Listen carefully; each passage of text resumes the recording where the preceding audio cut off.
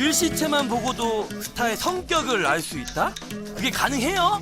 예, 가능합니다. 필체라는 것도 그 사람이 갖고 있는 행위이기 때문에. 먼저 올렸는데 조회수도 많이 나고 많이 했지만 목소리가 작아서 잘 안 들린다는 얘기 때문에 아예 삭제해버렸습니다. 그리고 새로운 영상을 업로드했습니다. 그래서 배우 김수현 씨의 글씨를 살펴보면 그의 성격과 내면을 짐작할 수 있는 흥미로운 단서를 찾을 수가 있습니다. 최근 쓴 글씨들이 특히 촘촘하고 강한 필압을 갖고 있어요. 이 필압이라는 것이 사실은 그가 갖고 있는 삶의 세부 사항까지 하나하나 꼼꼼하게 신경 쓰면서 매우 치밀한 성격임을 드러내고 있습니다. 특히 글씨라는 것은 그 사람의 심리 상태나 성격을 무의식으로 반영하는 거울이라고 합니다. 그래서 글씨는 잘 속이기가 어려워요. 그래서 여러분들 제 영상을 많이 본 분들은 글씨를 통해서 우리가 걸러낼 수 있고 사람을 통해서 우리가 그 부분을 알 수 있습니다. 특히 요즘처럼 사실은 이 삼고초려라는 말을 기억하셔야 돼요. 삼고라는 말은 첫 번째 고가 여러분들이 기억하셔야 될 게 이 고라는 게 고물가가 있습니다. 또 하나는 고금리, 금리가 지금 높아요. 또 하나 고가 뭐죠? 바로 이 고가 바로 고환율입니다. 그래서 이 삼고라는 것이 지금 이렇게 높을 때는 정말 초려, 원래 초려라는 뜻은 초가집이라는 뜻이지만 이 의미가 아니라 여기서의 초려는 또 새로운 의미를 제가 한번 넣어봤습니다. 뭐냐면 이 초배려를 해야 돼요. 이 삼고의 시대에는 초배려해야 된다. 그래서 삼고초려의 마음을 가져야 된다. 근데 자칫 잘못하면요, 잘 나가는 사람이 이 초배려를 잘 못해요. 그러다 보니까 오히려 망가지는 경우가 많습니다. 김수현 씨 글씨를 보면요, 마치 계획하듯이 아주 그림을 그리듯이 정돈되게 이렇게 보여주고 있습니다.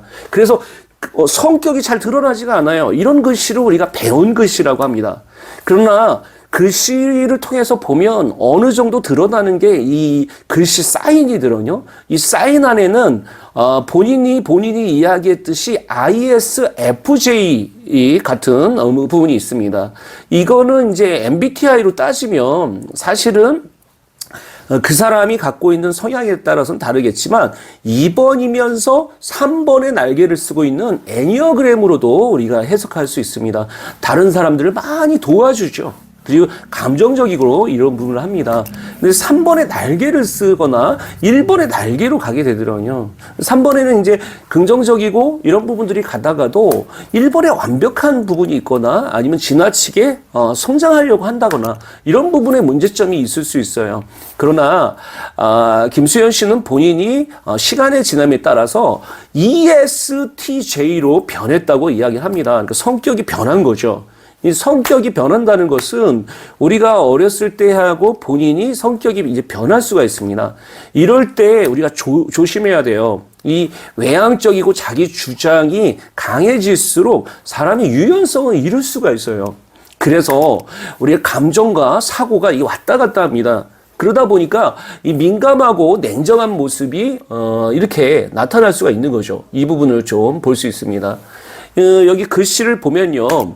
본인이 이렇게 사인을 했던 일반적인 글씨는 되게 배운 글씨로 썼지만, 여기 세로네로, 야, 나는 파리에서 술을 마셨다. 여기 썼을 때는 이 필압이 굉장히 이렇게, 그냥 어느 정도 술을 마셔서 썼는지 몰라도 술하고는 되게 붙어 있어요.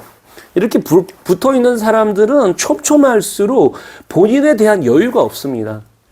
그리고 이게 바운더리라고 하는데 그 바운더리를 침범할 수 있는 측면이 있어요. 그래서 오늘 이 기념품에서 엽서를 사서 펜을 잡았지라고 이야기가 나올 수 있습니다. 그래서 아주 그냥 대견하고 기특한 세로에게도 맨날 미안하다라고 얘기를 할 수 있어요. 이 글씨는 그동안에 봤던 이 김수현 씨의 글씨하고는 상당히 다릅니다. 그리고 2019년 11월 1일 유튜버 김팔이라고 본인의 이야기를 하고 있어요.